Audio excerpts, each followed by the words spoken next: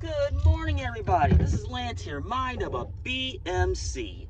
Now, I waited a couple of days to do this video only because I wanted to see what everybody else's reaction was. Now, what I'm referring to is Kamala Harris has been on her media blitz here the last 4 or 5 days, and I'm thinking to myself, you're not doing yourself any favors at all. Let me explain. As you can see, I'm driving as always. She was on that Call Me Daddy podcast. I'm going to start there. And now, to be fair, as a content creator, I have never heard of this podcast at all. And I'm pretty astute when it comes to stuff like this. But I'm watching the highlights of it. I'm thinking to myself, why even go on the show? Honestly, you're just preaching to the choir to your own base. That does you nothing. Now, moving on is the one that everybody's been talking about. The 60 Minutes interview from Monday night. Now, I watched it like everybody else that's been talking about it. As a matter of fact, I was going to do a video yesterday. But I told myself, you know what? Let me rewatch that interview. And I watched it twice. Now, ladies and gentlemen, say what you want about 60 Minutes. Because I'll say this. They are an absolute shell of what they used to be, even 15 years ago. And I have a theory that the only reason why that program is even still on the air because they have the most expensive demographic in television, which is $150,000 plus. That's just me, though. But back to the interview. Now, Bill Whitaker. Now, look. I will give him 100% credit where credit is due. He held Harris's feet to the fire. I mean, and I can tell that there was questions he wanted to ask, but wasn't allowed to. And I think that came from the higher ups from CBS. Not CBS News, but CBS and Viacom. So I'm watching the interview, and it's like, I can tell he's getting frustrated. He really, really is, but like I said, all the credit to the world by holding her feet to the fire, and she was looking really, really bad. I mean, who knew that Whitaker would pull the late, great Mike Wallace? He actually pulled a Mike Wallace and started asking tough questions. And let's say, for the sake of argument, you're Joe or Jane, I don't know who to vote for, and you're trying to figure it out. You watch this interview. Odds are pretty good you're not going to vote for her just based on that.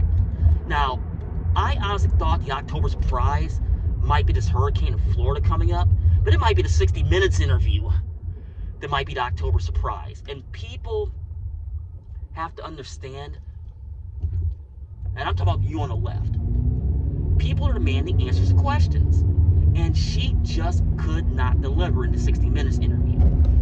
Let's call it for what it is. But I'm not going to harp on that too much. Next up was Howard Stern. Now, I knew last week she was going to be on there. Now, number one, I'm actually surprised that Stern came out of his bunker and actually went to the office.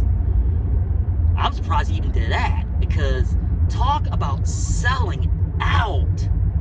Now, I'm not going to dwell on Stern because I was never a big fan of him in the first place, and I only listened to him once and for any length of time, one time, that was on 9/11, because he was literally down the street. He went into pure news mode.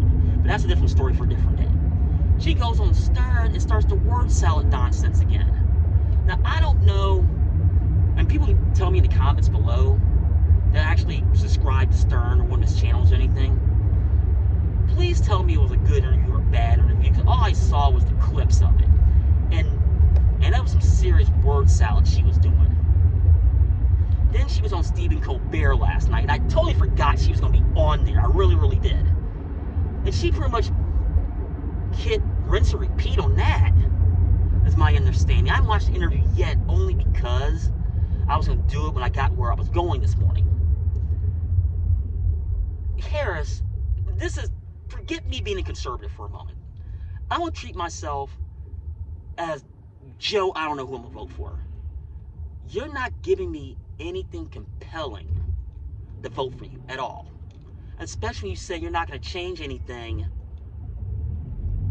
Not going to change things you did that Biden did. Which reminds me, which reminded me, one I forgot was The View. I totally forgot about The View. Now, you can slam The View all you want, because I do too, but you're just another one just singing to the choir. I mean, you probably got the most support on that show than anything else. So you're not helping yourself there either. But as me as a Joe, I don't know who to vote for, there's nothing there at all. Let's call it for what it is. So let me give a suggestion. And I know I'm trying to speak here, I'm also trying to watch the road at the same time, so I apologize. I have a proposition for you, Vice President Harris. Come on my show. Honestly. You can pick the topics, anything on. Come on my show. You can pick the questions. Let me rephrase it. Not pick the questions, pick the topics. But I expect answers, because I'm not going to come at you with partisan blinders. I'm going to treat it myself like Joe or Jane, I don't know. So let me ask these folks this question before I get off here.